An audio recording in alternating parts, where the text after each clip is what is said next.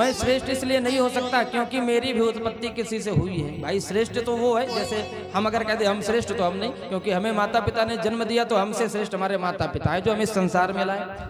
तो ब्रह्मा जी बोले मैं तो भैया विष्णु जी के नाभि से उत्पन्न हुआ हूँ, तो इसलिए हमसे श्रेष्ठ तो वो है, मैं नहीं श्रेष्ठ हूँ, हाथ जोड़ ली। अब वहां से वो सीधे बोले शंकर जी से पहले मिल लेते हैं। शंकर जी के पास पहुंचे, तपस्या कर रहे थे, नेत्रों को बंद करके पुकारा भोलेनाथ। अब भोलेनाथ तो समाधि में, कौन बोले? फिर पुकारा भोलेनाथ, अब भोलेनाथ नहीं बोले। क्रोध आया, दौड़ करके समाधि में बैठे थे, ऐसे हाथ पकड़ा, उनका हाथ हिला दिया ऐसे, एकदम से नेत्र खुले, देखे अरे रघु ब्रह्मा के पुत्र, क्रोध आ गया। बोले अभी मैं तुझे श्राप दे के भस्म कर देता हूँ। हाथ जोड़ करके खड़े हो गए, प्रभु मुझे क्षमा कर दो, आप तो हमारे पिताजी से भी ज्यादा क्रोधी हैं। पिताजी तो थोड़ा चाहे समय भी लगाते, आप तो कहो तीसरा नेत्र ही लगना खोल देते, अभी भस्म हो जाते हैं। बोले क्यों ऐसा साहस कर रहे हो, ऐसा गलत काम कर रहे हो, ऊपर से कह रहे हो कि दोष? बोले मैं केवल आपकी परीक्षा लेने के लिए आया था। कैसी परीक्षा? मैं ये जानना चाहता था कि श्रेष्ठ कौन है। आप में तो क्रोध की अधिकता है, तो आप इसलिए आप भी श्रेष्ठ नहीं। बोले उसमें कोई संशय नहीं, मैं संहारी देवता हूँ, मैं संहार करता हूँ, तो इसलिए मेरे अंदर तो क्रोध होना तो आवश्यक ही है, और जब क्रोध होगा नहीं तो मैं संहार कैसे करूंगा। इसलिए भोलेनाथ ने खुद हाथ जोड़ लिए, बोले मैं श्रेष्ठ नहीं भैया, और पता लगाओ कहीं जाके। अब पहुंचे नारायण के पास। अब भगवान नारायण तो नेत्रों को बंद करे, देखो सब कुछ देखने वाले, सब कुछ जानने वाले, नेत्रों को बंद किए, माता लक्ष्मी चरणों को दबा रही है। अब क्या हुआ, जैसे ही पहुंचे क्षीर सागर में मुख्य दरवाजे से प्रवेश किया। अब जैसे ही देखा कि भगवान नारायण बढ़िया निद्रा, नेत्रों को बंद किए, माता लक्ष्मी चरणों को दबा रही, पुकारा नारायण। भगवान ने अनसुना किया, फिर पुकारा नारायण, फिर भी नहीं। भगवान ने नेत्र खोले, बड़े क्रोधित हो गए भृगु जी, और दौड़ करके गए और अपने चरण का प्रहार भगवान की छाती पर, वक्षस्थल पर कर दिया।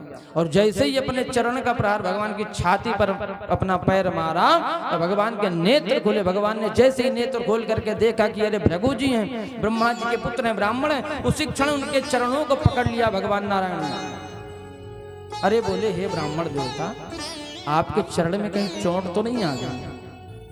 क्योंकि मेरा हृदय तो पाषाण की भांति है, पत्थर की तरह है, और तुम्हारा इतना शरीर इतना कोमल है, कहीं तुम्हारे पैर में चोट तो नहीं आ गई? और भृगु जी ने जैसे ऐसे वचन सुने तो भगवान के आगे हाथ जोड़ करके खड़े हो गए, बोले प्रभु मुझे क्षमा करो, मुझसे बहुत बड़ा अपराध हो गया, मैं जान गया हूं कि आप ही श्रेष्ठ हो। भगवान बोले नहीं नहीं, ये तुम्हारी भूल है, मैं श्रेष्ठ नहीं हूं, मैं भी किसी के बंधन में हूं। यदि मैं श्रेष्ठ होता, किसी के बंधन में ना होता, तो मैं 14 वर्ष वनवास क्यों जाता? वो भी किसी के अधीन में हूं, इसीलिए मुझे करना पड़ा। सीता को, अपनी पत्नी को मुझे खोना पड़ा, दूर रखना पड़ा अपने से, तो मैं भी किसी के बंधन में हूं, वो जैसा आदेश होता वैसे ही मैं करता हूं। तो बोले श्रेष्ठ कौन?